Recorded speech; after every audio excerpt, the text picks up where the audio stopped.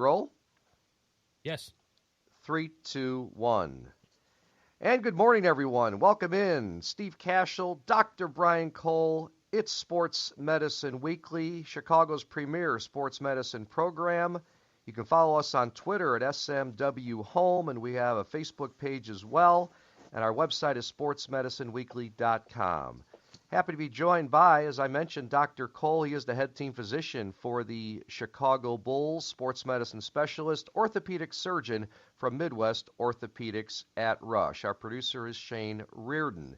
And Dr. Cole, I hope you're doing well. We're still in the middle of this COVID-19 nightmare, but obviously very important topics. We're very proud to be bringing our listeners this show. Many thanks to Mitch Rosen, Shane Reardon, everyone from The Score for allowing us to continue this during this important time. And my first question for Dr. Brian Cole. Dr. Cole, give us an update on calls with the NBA and Major League Baseball. And I know the Combine could still be happening, the NBA Draft. What's new in that world?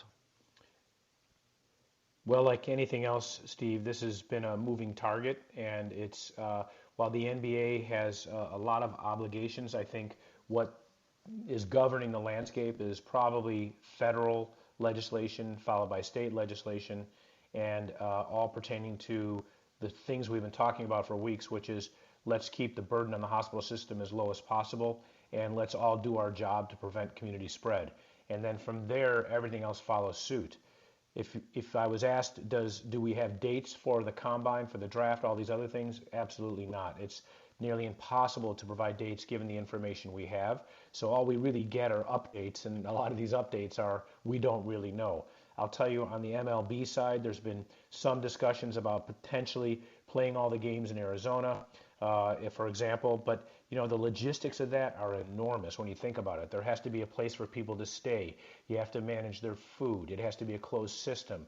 You've got bus drivers. You've got transportation, and you can't have anyone come in or out. You probably would have to have testing to say who has had the disease and who has it now. And then if something happens, you got to be able to isolate. So you can imagine the enormity of the situation. Intuitively, it sounds like a good idea to at least start playing games in isolation with a closed system.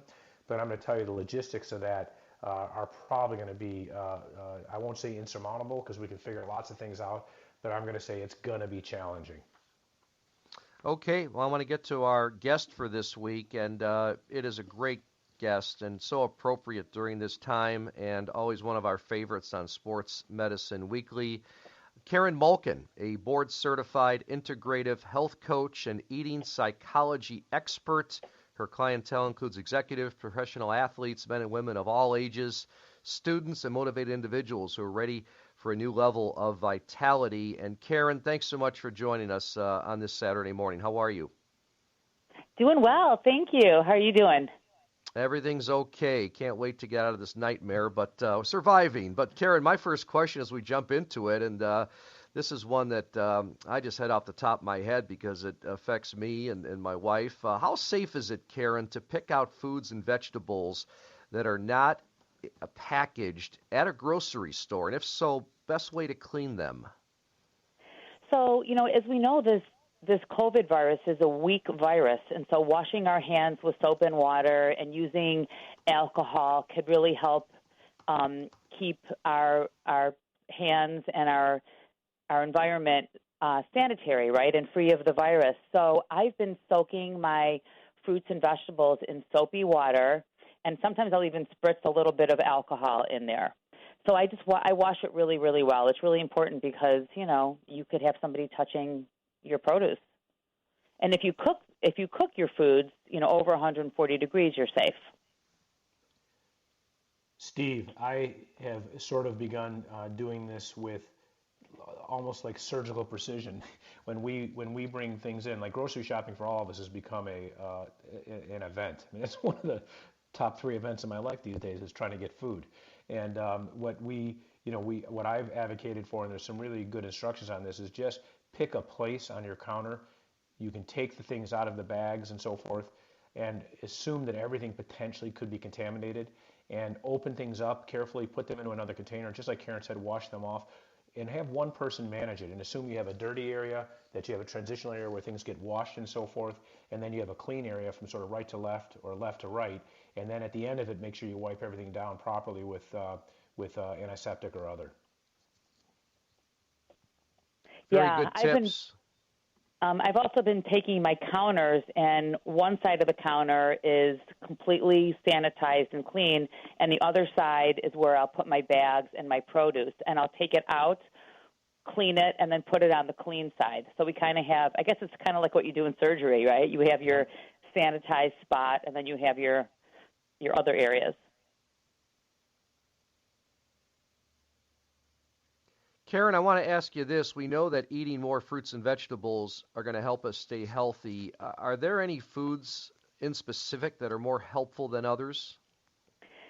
So foods that are loaded with flavonols. First, you need to understand that there's been no clinically evidence-based treatments or strategies out there right now known to prevent COVID, but enjoying fruits and vegetables, and there are studies around inflammation-reducing fruits and vegetables in foods that are going to pose very little risk with with the highest benefit. So, before you start any supplement changes in your diet, you always want to talk to your clinician, your practitioner, but foods that are loaded in flavonols reduce inflammation, and those are foods like onions and apples, as they contain quercetin. Dark leafy vegetables, peppers, apples, grapes, green tea, red wine, those are loaded with quercetin. Karen, I'm curious. I was thinking earlier today or last night actually, how your life might actually see increased loads and demands. It's interesting, and this is the biggest onion ever that we sort of are peeling. And when you speak with different individuals about how their lives have changed from their occupation or work, I think about supplements and food and how the things we can control.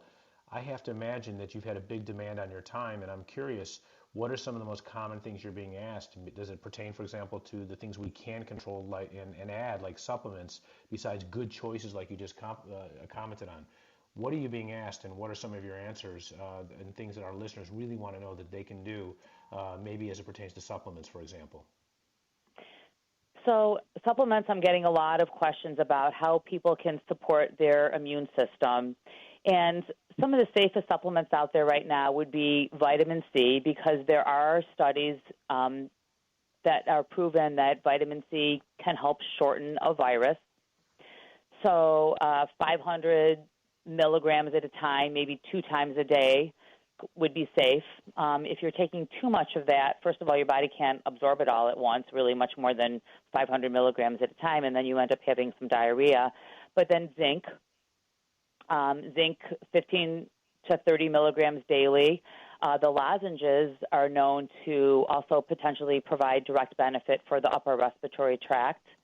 I'm taking mushroom extracts from Host Defense, and those are also known to help boost your immunity. And then quercetin, along with keeping my vitamin D levels at a healthy level, and a multivitamin, and some fish oil to help with inflammation. But mainly I'm really sharing about eating whole foods, 9 to 13 different types of colorful fruits and vegetables, because each color of these fruits and vegetables have a different health benefit to you, and they are loaded with polyphenols, which you can't really put in a pill. We're constantly learning about phytonutrients in different foods. So, really we want to eat our food. But for now, I have been supplementing with zinc and quercetin and vitamin C and some mushroom extracts.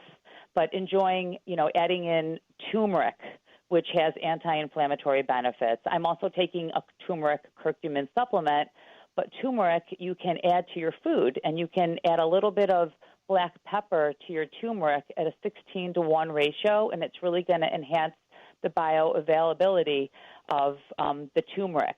Cooking with garlic, adding in healing spices that are loaded with Flavonols, such as oregano, has antimicrobial properties. Basil, rosemary. Enjoying Asian mushrooms such as shiitake mushrooms and maitake mushrooms, and adding in oyster mushrooms and lion's mane mushrooms and turkey tail. Green tea is loaded with antioxidants. So there's so much we can do just with our food, and then supplement when necessary. Also want to make sure we're getting adequate amounts of protein to support immune function. So roughly a gram per kilogram of your body weight, or about 1/2 your body weight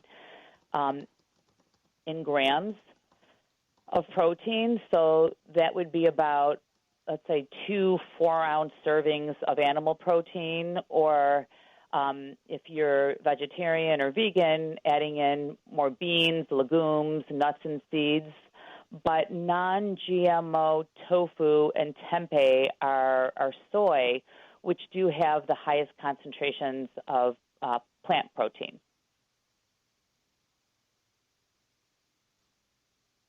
Cashel, Dr. Brian Cole, your host, our guest, and one of our favorite guests, and so important at this time to be talking with Karen Malkin, a board-certified integrative health coach and eating psychology expert. Her website is KarenMalkin.com, KarenMalkin.com. You can email questions to Karen at support@KarenMalkin.com. I know Karen has set me up with a couple supplements, including turmeric, and I would not go through anyone else in the world besides Karen to tell me where to purchase those supplements and which are the best ones. Karen, next question. Are there any foods we should be avoiding during the COVID-19 pandemic? Well, definitely we should be cutting out sugar, or certainly cutting back on sugar and refined starches, which would be white bread, chips, crackers, starches that you'll find in a bag. And now is probably a really good time to ditch the junk food while we're home. And any of our listeners can try one of my 14-day transformation challenges, which is all whole food, eliminating sugar and gluten and dairy, and no calorie counting, healthy fats, lots of colors. You know, this might be a good time to try one of my 14-day programs, but really try to cut back on your sugars. That would be very helpful.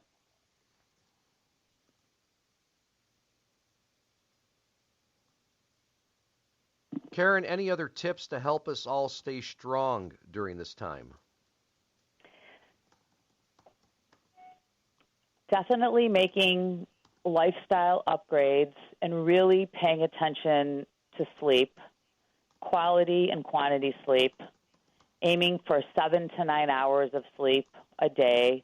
Not so easy during these stressful times, but by turning off our cell phones and our screens, reducing the blue light, and keeping our bedroom dark and cool will really help support healthy sleep. And the other thing is getting outside first thing in the morning for some EMD, it's called early morning daylight, is really going to help you reset your circadian rhythm, which is going to help sleep at night. And then, you know, exercising at a moderate pace. So, you know, I call it like zone 2. Not too intense, but still exercising so you can maintain health and support your immunity. The other thing we want to do is we really want to monitor our stress levels and make sure that we're keeping our stress at bay. So breath work, getting outside, really working your lungs. I mean, this virus attacks our respiratory system, so making sure that your lungs are nice and healthy. Deep breathing. I think I've taught our listeners the 4-7-8 breath by Dr. Andrew Weil. When you inhale through your nose to a count of 4, hold your breath to a count of 7, exhale to a count of 8, 4 times, and really trying to take some time for yourself. And then getting outside in nature so that you are void of often very poor quality indoor air. Open up your windows, get outside. Being in greenery is loaded with health benefits. And if you're taking a conference call, go outside and take your call. Put your phone on mute when you're a listen only while you're taking a walk. And then, you know, we need to physical distance, but we don't necessarily need to be social distancing. So many people are living alone, and so I encourage them to stay connected with friends and family. People are Zoom's blowing up like crazy. People are using Zoom and FaceTime and really making sure that you're not isolating yourself and that you're staying connected so that you don't feel lonely. Again, our guest is Karen Malkin, board-certified integrative health coach and eating psychology expert. Karen, I know we're trying to support the local businesses that are suffering during this COVID-19 pandemic, but how do you feel about, we're not able to eat inside the restaurants, but the takeout aspect of this, and ordering from a restaurant and picking up from the restaurant and how they're preparing the food. What's your thought on that? So what we have done in the past, and we mostly do cook at home, but what we've done in the past to support our local restaurants is when we bring the food in, I'm wearing gloves, I've got a big garbage can, I take the food out of the containers and I put them into a clean container. And so that's sort of our strategies for staying healthy and supporting our local restaurants. And I also want to share that my four sons are partnering with some local restaurants here and a local coffee shop, and they've been delivering coffee in the mornings to Highland Park Hospital, and they've been delivering dinners to the healthcare workers also in the evenings. And so that could be a nice project for people to give back, is to support your local restaurant and make arrangements with some of the ER docs to bring it over to your local hospital. And I'm also creating a new protein bar. You've tried my transformation bars. I'm creating a new brownie protein bar called the Thank You Bar, and it'll be ready in about 3 weeks, and I'm going to donate it to healthcare workers as a big thank you. Stuff. Karen, that's Fantastic terrific stuff. Karen, thank you so much again. Email questions to Karen, support@KarenMalkin.com. Karen's website is KarenMalkin.com. Stay healthy, Karen. All the best to you and your family. Thank you. You as well. Time for a short break here on Sports Medicine Weekly. When we return, Dr. Brian Cole and I will be back with our Ask the Doctor segment. Stay with us at Sports Medicine Weekly, only on 670 The Score.